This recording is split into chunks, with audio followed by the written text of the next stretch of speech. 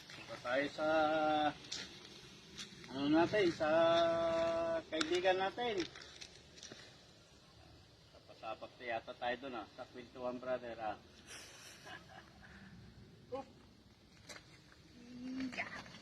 Iimis ka niya brother.